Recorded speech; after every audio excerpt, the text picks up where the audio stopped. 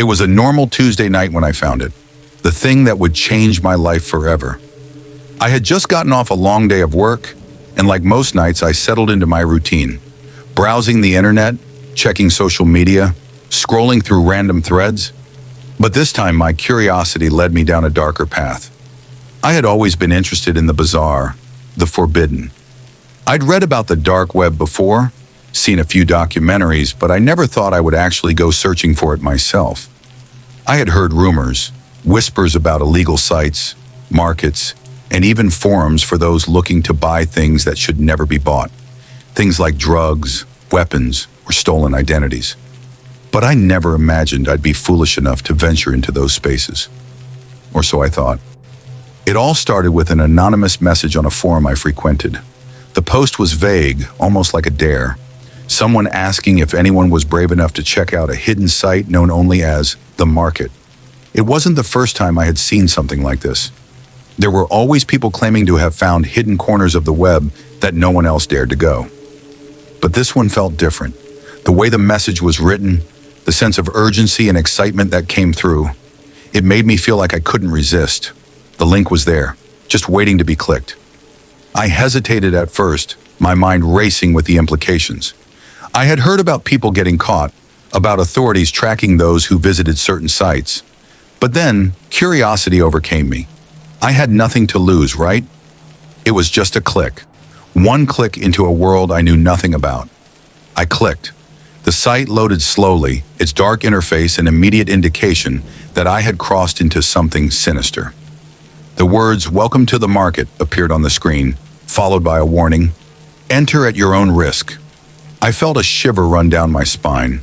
The page was filled with strange listings, an assortment of items I couldn't quite understand. There were videos, pictures, and detailed descriptions of things that should not have existed. But among all the twisted content, one listing stood out. Flesh for sale, custom orders accepted. I clicked on it, my fingers trembling. What I saw next made my stomach churn. There were photographs, disgusting, grotesque photographs of body parts. Arms, legs, organs, even faces, displayed as though they were objects for sale. And the descriptions were chilling. Freshly harvested, custom orders available, and guaranteed delivery. My head spun. I quickly closed the page, but the images were burned into my mind. I didn't know what I was looking at. Was this a sick joke? Some kind of art piece? Or was it real? I tried to shake it off, but I couldn't. The images haunted me. I had seen horrors before, read about disturbing things on the internet, but this felt different, too real, too close to something tangible. I didn't visit the site again that night. In fact, I tried to forget about it entirely. But as the days passed, I couldn't stop thinking about what I had seen. I kept telling myself it was just some dark corner of the internet, something meant to shock and disturb, but not real. It couldn't be real, right? But something gnawed at me. I began to question it, question the authenticity of it all. What if it was real? What if there were people out there buying and selling human flesh, like it was just another transaction? I couldn't let it go. My curiosity pushed me to open the site again, this time more cautiously. I wanted to see if it was still there, if the listing still existed. It was, and it was more detailed than before. The listing wasn't just offering body parts, it was offering something more, something darker. "We don't just sell pieces of the body," the listing read. "We sell the entire experience, customized to your needs, for those who want more than just a product." I didn't know what that meant, but I had to find out. I clicked on the contact link, sending a brief, nervous message. "What kind of experience are you talking about?" To my surprise, I got a response almost immediately. The message was short but direct. "You'll know when you're ready." I felt a strange mixture of fear and excitement. What had I gotten myself into? What was this place really? And who were the people behind it? I was about to find out. This is only the beginning of a terrifying journey into a world I never should have entered. A world where human lives are nothing more than commodities. The dark web is a place where nothing is as it seems. And once you start down this path, there's no turning back. But the worst part? It was only just beginning to unfold. The reply was enough to shake me to my core. I sat there for what felt like hours, staring at the screen, wondering if I should follow up. "You'll know when you're ready." What did that even mean? Was this some kind of sick joke? Or was I being pulled deeper into something more sinister than I had ever imagined?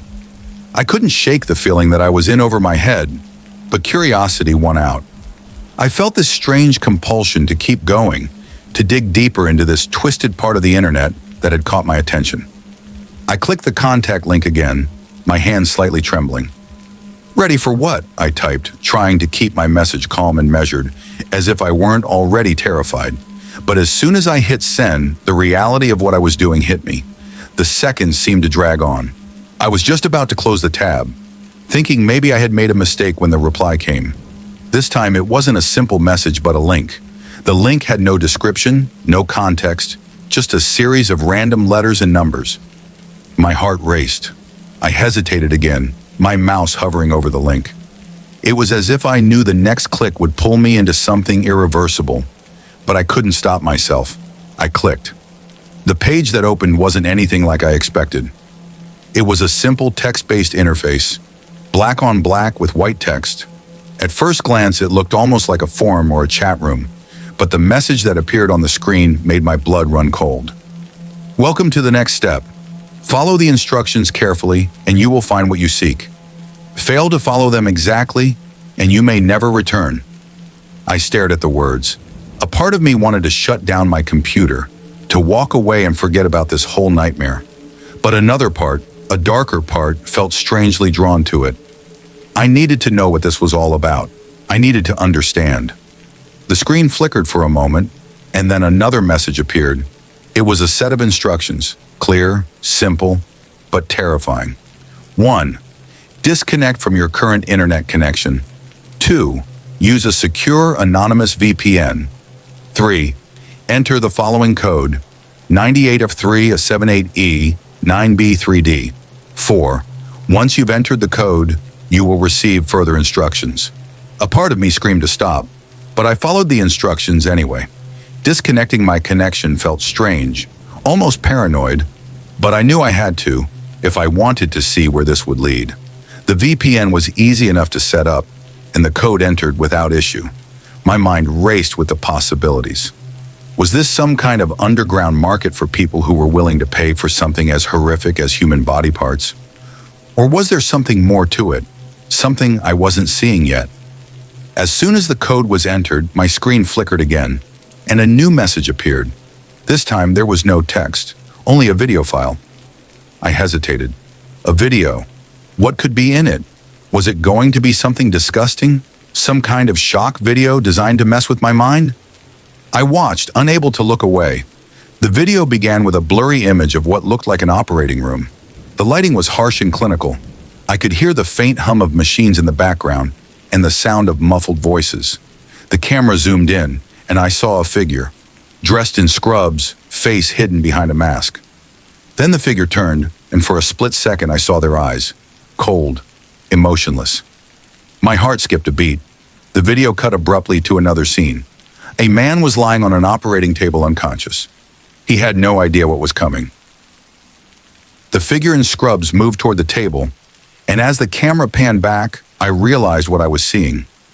The man on the table had been stripped of his clothing. His body was exposed, vulnerable. The figure reached down and, with surgical precision, began to cut into the man's skin. It was so clinical, so precise that it felt unreal. The camera zoomed in on the man's exposed flesh, the scalpel making small, deliberate incisions along his torso. And then the words flashed across the screen. "We take what we need. You can take what you want." The video ended. I sat frozen in my chair, staring at the blank screen, my mind reeling. What had I just seen? Had it been real? Was this some sort of snuff film? Or was it staged for shock value? Either way, I knew one thing for certain: I was in deep. But as I sat there, heart pounding, I couldn't ignore the voice in the back of my mind, the voice telling me to keep going, to see what happened next. I didn't listen to that voice immediately. I closed my laptop, hoping that by walking away, I could forget what I had just seen. But as the night wore on, I couldn't shake the images of the video. It haunted me. How easily they cut into the man's skin, how detached the figure was. The entire thing felt too real, too disturbing. I told myself I wouldn't go back, that it was enough. But the next day I found myself thinking about it again. The curiosity, the need to know more, it had consumed me. I couldn't stop. I had to know what else was out there, what other people were willing to pay for, what kind of twisted world I had uncovered. I opened my laptop again. The screen flickered and a message appeared. You know what you've seen. Now take the next step. The next step. I didn't know what it meant, but whatever it was, I knew I was already too far gone to turn back. The deep, gnawing feeling in my gut told me I should stop, that I should shut everything down and walk away, but I didn't. I clicked again. I wasn't sure what I expected to happen next. The deeper I ventured into this twisted underworld, the more I began to question my sanity. What had started as a simple, fleeting moment of curiosity was now an obsession. I had seen things that no person should ever witness, and yet I couldn't stop myself from clicking through. The pull was too strong. The thrill of uncovering a hidden world that most people would never even imagine. It was intoxicating. When I clicked the link, the screen flickered again, and this time, a new page loaded. It was minimalistic, just a black background and a single line of text in stark white letters. You're almost there. Welcome to the flesh trade. My pulse quickened. My body felt cold, but I couldn't bring myself to close the browser. Instead, I read the message again. Welcome to the flesh trade. What did it mean? Was this real? How far had I fallen? Before I could process the message, the screen shifted, and a series of images appeared. At first, they were simple photographs, nothing like the horrifying video from before. But as I scrolled through, I began to realize the gravity of what I was seeing. These weren't just pictures of body parts anymore. No, they were pictures of people. Faces with expressions frozen in time, eyes wide open, pupils dilated in fear. They looked like they had been taken in moments before something terrible happened. Their features were distorted, as if the camera had captured them in a split second before the life drained out of them. The worst part was that each image was accompanied by a price tag. Fresh skin, premium organs, whole body, and each one had a price that was higher than the last. The offers were beyond what any reasonable person could imagine. They were trying to sell human beings as if they were commodities, flesh to be bartered, sold, and traded. There was one listing that caught my attention. It was a picture of a woman, a young woman, maybe in her mid-20s. Her eyes were wide open, staring into the camera with a look of desperation. She was bound to a chair, her skin pale and her body bruised. It wasn't clear what had happened to her, but I could tell from her expression that she wasn't in any condition to make deals. The title of the listing read, "The Perfect Specimen, Uncut, Untouched." I felt my stomach twist. This wasn't just body parts for sale anymore. It was people, real people. They were selling lives, and it was happening right under my nose. But what disturbed me more than anything was the price listed for her. It was astronomical, out of reach for anyone who didn't have obscene amounts of money. But it wasn't the price itself that struck me. It was the fact that someone, somewhere, was willing to pay that much to acquire a living, breathing person. What kind of person would pay for something like that? I couldn't stop myself from scrolling. I had to know more. The curiosity was overpowering, and the sick fascination I felt was growing by the second. I clicked on the next listing. This one was different. It wasn't a photo, it was a live video feed. The camera angle was shaky, almost as if the person holding it was moving, trying to keep their identity hidden. The video showed a dimly lit room, barely visible, but the figure in the middle of the frame was unmistakable. It was a man lying on a table, bound and unconscious. His chest rose and fell with each shallow breath. And beside him was a surgeon. No, not a surgeon, not in the professional sense. Just a person in a blood-stained apron, wielding a sharp instrument with a grim determination. The screen was dark, but the figure's movements were unmistakable. I knew what they were about to do. The video continued, the camera capturing the moment the figure began cutting into the man's chest. extracting his organs with a disturbing calmness. My heart raced, my body tensed in a way I hadn't felt before. This wasn't some twisted performance. This was real. I wanted to shut the laptop, to close the window, and forget everything I had just seen, but I couldn't. My body refused to move. I was frozen. I was witnessing something unspeakable, and I had no way of stopping it. Then, as the figure finished removing the man's organs, the camera zoomed in on his face, his expression blank, lifeless. It wasn't clear if he was dead or merely unconscious, but something about his stillness made me think the worst. A message popped up on the screen. It was short and direct. "Do you want to join the trade?" I didn't respond. I couldn't respond. But the question hung there, as if taunting me, daring me to answer. I sat there in a daze, my fingers hovering over the keyboard. How had I gotten to this point? How had this simple search turned into a horrifying encounter with what could only be described as a black market for human flesh? I tried to close the window, but the screen refused to budge. No matter how many times I pressed the X in the corner, it wouldn't close.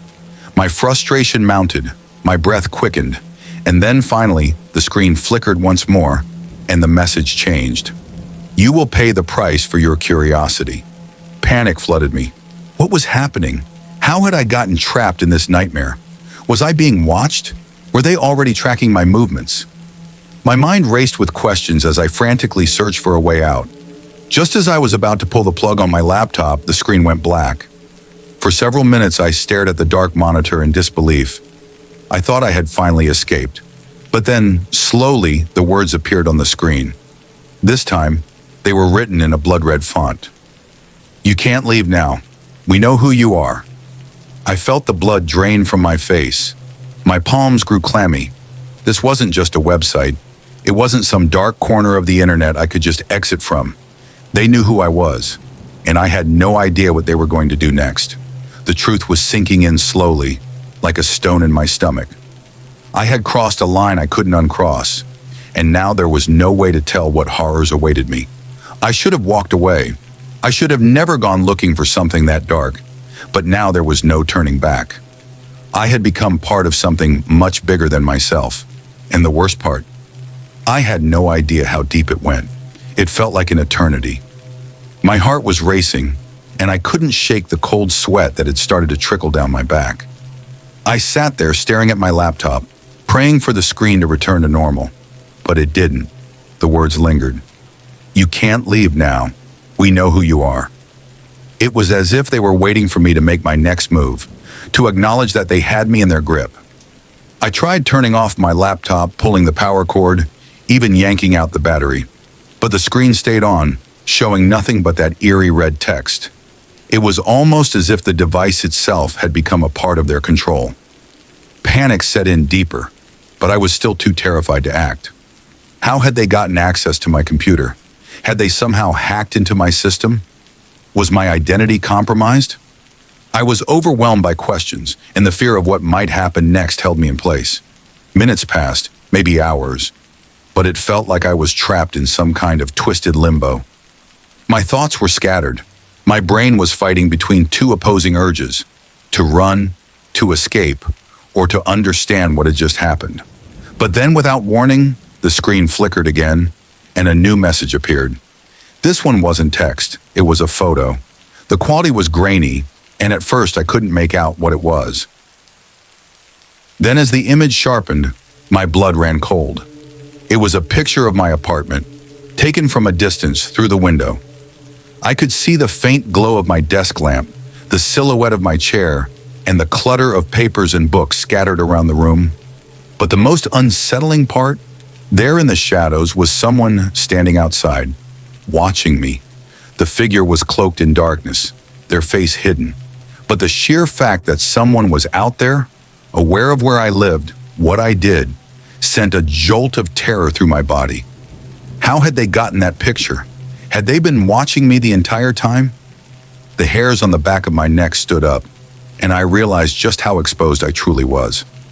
I scrambled to lock all my doors and windows, even though I knew it was pointless. The feeling of being watched intensified with every passing second. Whoever they were, they had access to everything. They were inside my world now, and there was nothing I could do to escape. Then as I sat there paralyzed by fear, a new message appeared on the screen. You are part of the trade now. We decide when you go and how. My stomach twisted violently. I felt a sickening knot form in my chest. I wasn't just a witness anymore. I wasn't some random person who had stumbled upon their hidden site. I was part of this horrific operation, a player in a game that I didn't understand. And worse, they were watching me. They had been watching me all along. I didn't know what to do. I considered contacting the police, but deep down I knew it wouldn't help. Who would believe me? I was tangled up in something far more dangerous than I could ever explain. My mind raced. Was this some kind of blackmail, or was I now a target, a potential victim? I was trapped in a nightmare that wouldn't let me wake up. I couldn't take it anymore. I grabbed my phone and quickly called a friend. Someone, anyone, who could help me make sense of this. But as soon as the call connected, I froze. The voice on the other end wasn't my friend's. It was distorted as if it had been altered, warped into something unrecognizable. You're not alone. You never have been. My blood ran cold. The voice, it knew me. It knew everything about me, and it was mocking me. I hung up quickly, my mind racing. What did that mean? Who was it?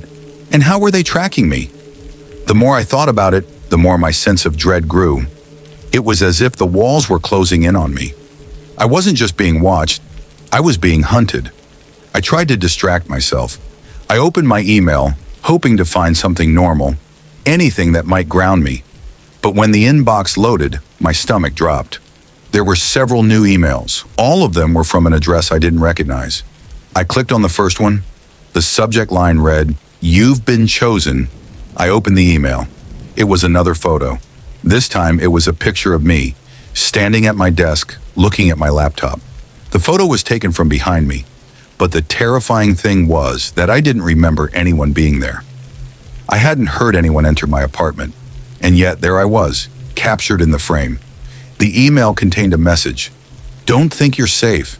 You're always being watched. You always have been. My hands were shaking as I closed the email. I couldn't breathe. The world around me felt like it was closing in. I was no longer alone.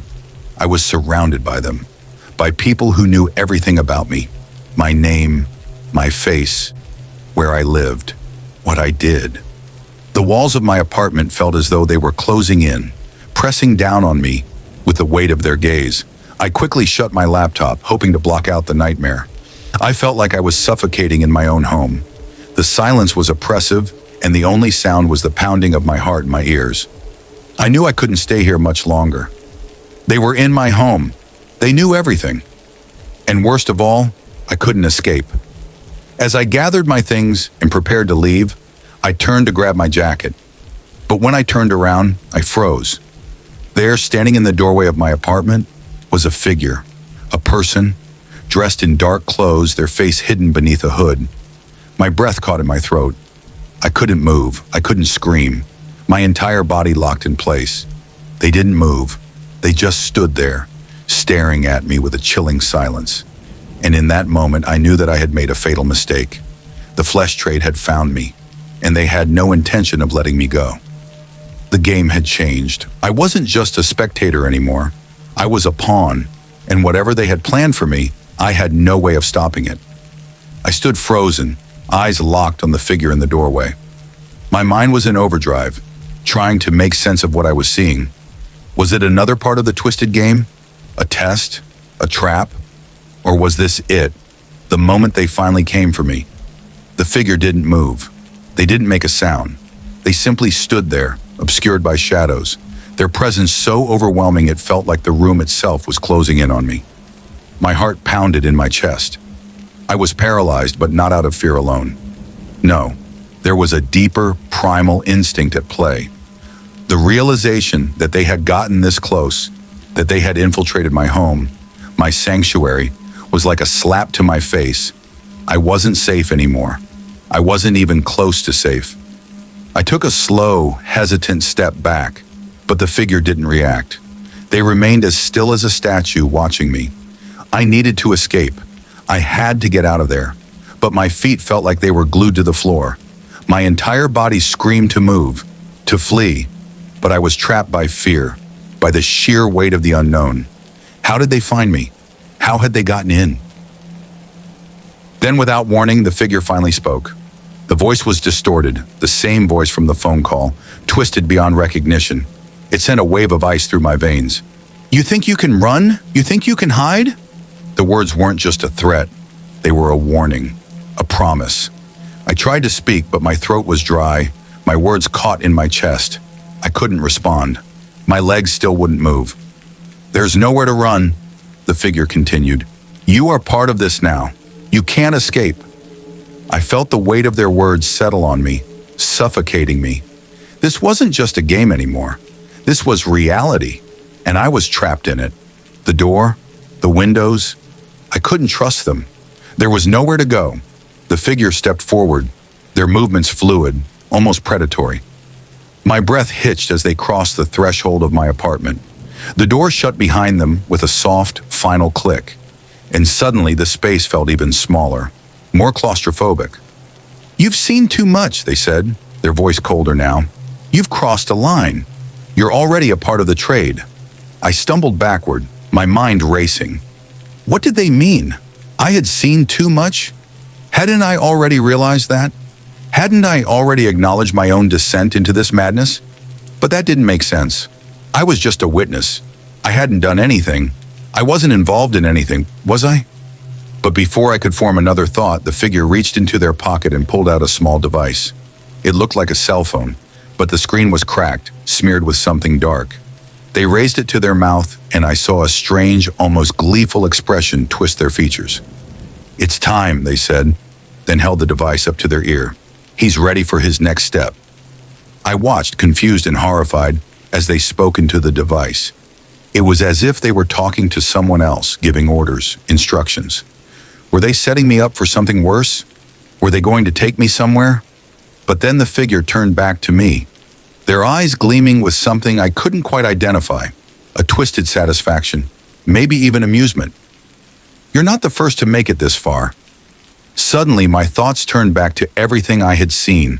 The body parts for sale, the woman's terrified face, the cold, methodical extraction of organs in that video. Had I become part of that same world? Was that where this was headed? Was I now a commodity to be sold, a victim to be harvested for my organs, for my flesh? I had no answers. Only the horrible realization that I had unwittingly stumbled into something much worse than I could have ever imagined. The price of my curiosity, of my actions, was a debt I would never be able to repay. The figure stepped closer to me, and a flicker of movement in the corner of my eye caught my attention. My phone. I had forgotten it on the desk earlier, and now I could see the screen lighting up with a notification. I couldn't look away. It was a message, a new message, from the same encrypted anonymous address I had been getting messages from before. I quickly grabbed my phone, desperate to see what it said. I opened the message with trembling hands. The message was short, just a single line of text. "You're not the first and you won't be the last. It's your turn now." I felt the blood drain from my face as I read the words. It was as if the entire world had collapsed in on me. I wasn't just stuck in a horrifying situation. I was being controlled, moved like a pawn by people who knew exactly what they were doing. They were orchestrating this twisted game, and I had no idea how far it went or who was pulling the strings. I turned to look at the figure, and this time they were smiling. It was a cruel, cold smile, and it made my stomach churn. "You should have stayed away," they whispered. "But now you're part of the trade, and there's no way out." Before I could react, I heard a sharp, almost mechanical sound. A click. The door behind the figure opened, and another figure stepped into the room. They were wearing a similar dark cloak, their face obscured by shadows. They carried something in their hands, a syringe. My blood ran cold as I realized what was happening. I tried to back away, but my legs refused to cooperate. The fear was so overwhelming now that it paralyzed me completely. The figure with the syringe stepped forward, the needle gleaming ominously in the dim light. "You've seen too much," the figure said again, their voice cold and different. "Now it's time for you to join the others." With a swift motion, The needle was plunged into my arm, and the world around me began to blur. The last thing I remembered was the feeling of my body going limp, my vision fading as the darkness closed in. They had done it. They had gotten to me, and I wasn't just a witness anymore. I was part of the trade, and just like that, I was gone. The world blurred into a haze of dizziness and nausea. I could feel the cold metal of the floor beneath me, and the air was thick, stale. It smelled like dust and something wrong. It wasn't the sterile clinical scent of a hospital, nor the comforting scent of home. It was something darker, more sinister. My eyes slowly began to adjust to the dim light. My limbs felt heavy, and my body was unresponsive, as if I was being held in place by invisible chains. I struggled to move, but my body refused to obey. I was trapped in my own skin, unable to fight back, to do anything at all. The syringe had done its job, rendering me weak, compliant, at their mercy. I tried to focus, but the room around me was blurry, the walls stretching unnaturally as if they were warping in the low light. And then I heard it, a distant hum, a mechanical sound. It was faint at first, but as it grew louder, I realized it was coming from somewhere deep beneath the ground. I was in a basement. I had no doubt about it. The walls were rough concrete, the ceiling low, and the flickering light overhead cast strange shadows. But it wasn't the room itself that terrified me. It was what I could feel in the air, a coldness, an oppressive weight that crushed every ounce of hope I had left. Something malevolent lingered in the space, as if the very building was a part of this trade, feeding off the suffering that occurred within its walls. Suddenly I heard footsteps, slow, deliberate, like someone was taking their time approaching. My heart skipped a beat, and I struggled against the paralysis that still held my body captive. But it was useless. I couldn't move, couldn't speak, couldn't do anything except listen to the rhythmic sound of approaching feet. The door creaked open and a figure stepped into the room. It was hard to make out details at first, but as they got closer, the dim light illuminated their features. The figure was wearing a long coat, dark and unremarkable, their face hidden beneath a wide-brimmed hat that cast a shadow over their expression. They were silent as they approached me, their eyes gleaming coldly beneath the brim of their hat. They didn't speak, just stared at me with an unsettling calmness. I tried to look away, to escape their gaze, but it was as though I was caught in their trap, unable to look anywhere else. Without a word, the figure knelt beside me. I could see the faint outline of a small metal case in their hands, the kind you'd find in a surgeon's office. My stomach churned as they opened it, revealing sharp instruments, knives, scalpels, things I couldn't identify. The figure's hand hovered over the instruments for a moment, as if considering which one to use. I wanted to scream, to beg, but the paralysis was still holding me, keeping me silent, still. I could only watch as they carefully selected a small, thin blade. My heart raced as they brought the blade closer to my skin. I could feel the cold steel just millimeters from my flesh. And for the first time in what felt like hours, panic surged through me. The reality of the situation hit me with a force I couldn't escape. I was going to be cut open. My organs, my skin, they were going to harvest me just like the others. But before they could make their move, a voice interrupted, low and smooth, filled with authority. "Leave him." The figure didn't react immediately, but I could see a brief hesitation, a pause that seemed to stretch on forever. The voice was calm, but there was an undeniable power to it. Whoever it was, they had control here. And then from the shadows, another figure stepped into the room. This one was taller, dressed in a dark suit, their face obscured by a mask. It wasn't just any mask, though. It was pristine, smooth, and emotionless, like something straight out of a nightmare. A white porcelain face with dark, hollow eyes and a smile that didn't reach them. "He's not for you," the masked figure said, their voice colder than the first. "He's part of the collection now. He belongs to us."